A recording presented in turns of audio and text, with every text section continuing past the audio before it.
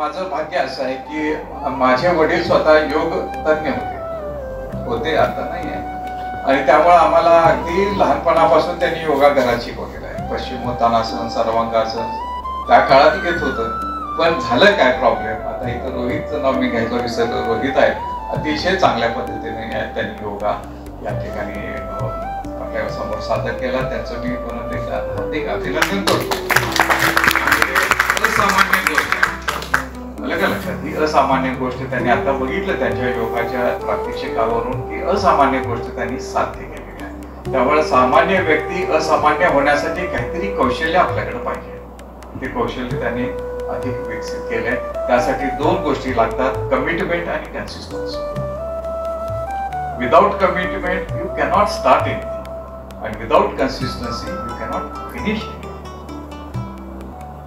आता आमचं काय झालं, वडिलांनी प्रेशर केलं, सुरुवातीला चालू केलं आणि आम्ही शिकलो, पण नंतर सोडून दिलं. काही काही अशी घटना घडते आली, ती कंटिन्युटी नाही राहिली. तेव्हा कमिटमेंट तितकी काय आमची जास्त चांगली नव्हती असं म्हणाल काय अर्थ नाही, कन्सिस्टन्सी पण नाही. त्यामुळे आज जर बघितलं तर थोडंफार आम्ही करू शकतो, पण एक्सपर्ट नाही. आणि जे काय आपल्या शरीराला जे ऍक्च्युली आवश्यक योग साधना करायला पाहिजे ते करू शकत नाही. आणि अशी मला वाटतं 90% लोक असतील जे त्यांच्याकडे कन्सिस्टन्सी नसते. सुरुवात तर आपली फार चांगली होते, पण कन्सिस्टन्सी नसल्यामुळे त्या इच्छित ध्येयापर्यंत आपण पोहोचू शकतो. परंतु रोहितजींनी अतिशय चांगलं, आणि आपलेच विद्यार्थी आहेत ते, आणि एक आपला विद्यार्थी, माझे विद्यार्थी इतकं चांगलं योगामध्ये तज्ञ झाला हे पाहून फार आनंद झाला.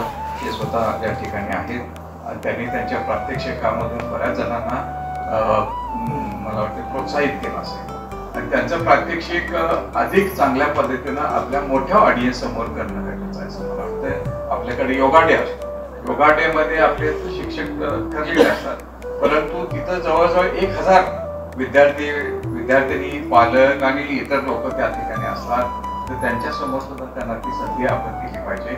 आणि परत आपल्या सेंटरसाठी त्यांचा कसा म्हणजे मला माहित नाही ते आपल्या सेंटरशी अफिलिएटेड आहेत का नाही, तर तेही तुमचं प्लॅन तयार पाहिजे असं मला वाटतंय.